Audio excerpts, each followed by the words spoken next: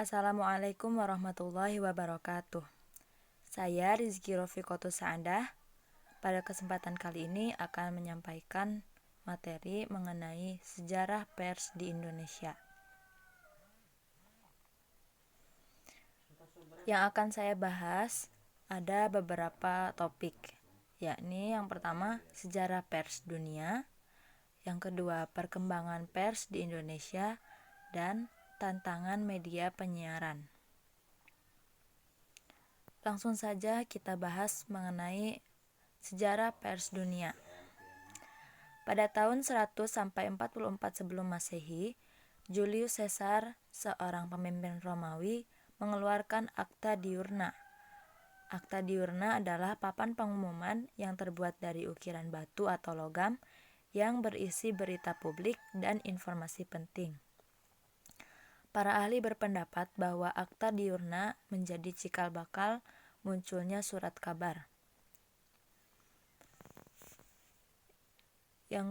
Selanjutnya, pada tahun 1400 Masehi, Gutenberg, seorang penemu, menemukan mesin cetak untuk mencetak dan memperbanyak surat kabar, sehingga surat kabar lebih cepat tersebar dan dikenal oleh masyarakat di benua Amerika pada saat itu.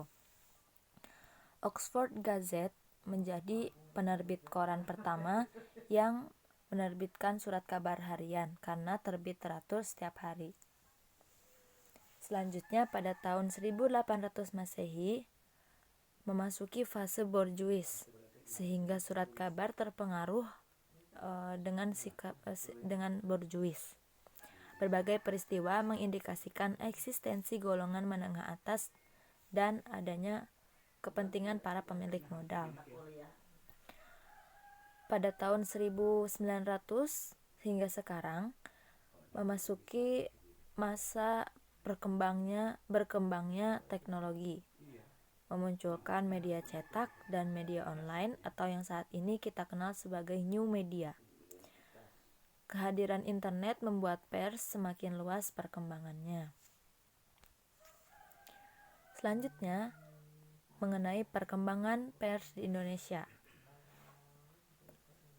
Yang pertama, pers sebelum masa kemerdekaan.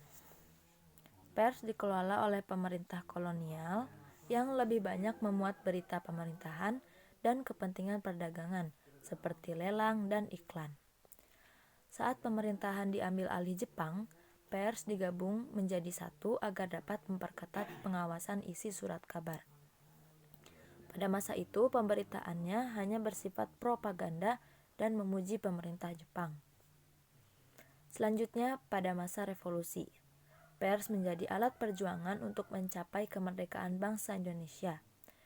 Kemerdekaan tidak hanya dapat diraih melalui perang dan diplomasi, tetapi perjuangan dapat dilakukan melalui pemikiran dan semangat-semangat yang dituangkan dalam media massa, sehingga dapat membakar semangat perjuangan rakyat Indonesia dalam mencapai kemerdekaan. Pada era demokrasi liberal, pada masa ini, pers cenderung bebas dan digunakan sebagai alat komunikasi partai politik. Pemberitaan pers diwarnai dengan pertentangan antar politik dan didominasi oleh kepentingan partai politik. Meski demikian, masa ini menjadi masa emas kebebasan pers di Indonesia, karena pers dipengaruhi oleh sistem pemerintahan yang bersifat bebas atau liberal. Selanjutnya di era demokrasi terpimpin. Setelah keluarnya dekret Presiden, Soekarno yang saat itu memegang kekuasaan mulai bertindak otoriter. Kritik pada pemerintah yang dilakukan pers mulai memudar dan kebebasan pers perlahan tergerus pada masa demokrasi terpimpin ini. Pers yang menentang dan menolak ideologi Nasakom akan diasingkan bahkan dibredel atau dicabut surat izin penerbitan. Memasuki era Orde Baru, saat era ini kebebasan pers semakin dikekang meskipun laju pembangunan sangat pesat.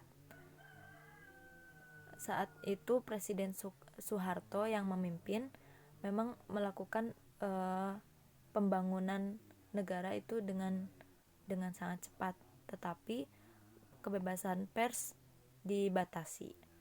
Terjadinya pemberedelan pers yang menghalangi rakyat dalam memperjuangkan hak asasinya dalam menyampaikan aspirasi.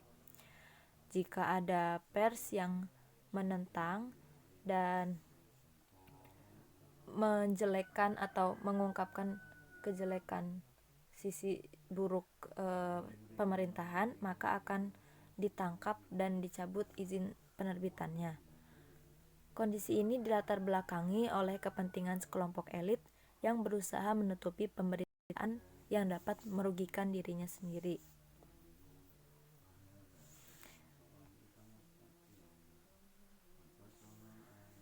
Pada masa era reformasi, saat B.J. Habibie memimpin, pers mulai merasakan kebebasan yang selama ini dinantikan. Dengan lahirnya UU Undang-Undang Nomor 40 Tahun 1999, pers tidak terikat dengan aturan SIUPP atau Surat Izin Usaha Penerbitan yang sebelumnya membelenggu. Pada masa ini, pers tidak kehilangan izin penerbitan tatkala mengkritik pejabat maupun militer. Kemudian pada masa kini memasuki masa maraknya perkembangan teknologi, sehingga pers semakin maju dengan kehadiran internet yang juga mempermudah halayak untuk mendapatkan informasi yang aktual dan cepat. Media cetak makin lama makin kurang peminat karena adanya media baru atau new media. Meski demikian, bagi mereka yang ingin informasi cepat, singkat, menarik, tapi akurat, lebih memilih berita online yang mudah dan terjangkau. Sedangkan bagi mereka yang ingin berita yang lebih mendalam, matang, dan lengkap, tetap jatuh hati pada koran cetak. Kita memasuki pembahasan selanjutnya, yakni mengenai tantangan pers dan media penyiaran. Berkembangnya digitalisasi media memberikan persoalan baru bagi media penyiaran. Masyarakat masa kini telah beralih pada media digital maupun media sosial mengikuti perkembangan zaman, sehingga pers harus terus bergerak maju dengan melakukan konvergensi media. Konvergensi media adalah penggabungan media-media yang ada seperti radio, televisi, surat kabar, dan internet menjadi satu untuk diarahkan ke suatu media tunggal. Contohnya dengan adanya smartphone yang sudah dibekali fitur canggih yang lengkap untuk mengakses berbagai kebutuhan. Dengan smartphone yang kita semua sudah miliki ini, dapat mengakses berbagai media massa, seperti di dalamnya tuh ada radio, sudah ada radio, televisi, kita bisa menonton YouTube yang di dalamnya banyak media-media massa yang menyampaikan berita-berita. Juga ada platform berita di internet yang dapat mengupdate informasi-informasi bagi para pembaca. Konvergensi media menyatukan 3C, yakni computing atau memasukkan data melalui komputer, yang kedua communication atau komunikasi, yang ketiga konten atau isi.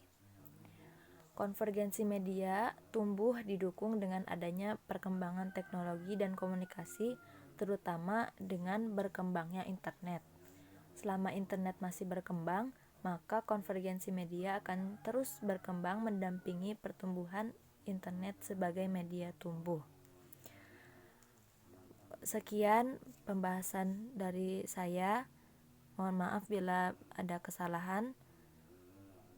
Terima kasih. Wassalamualaikum warahmatullahi wabarakatuh.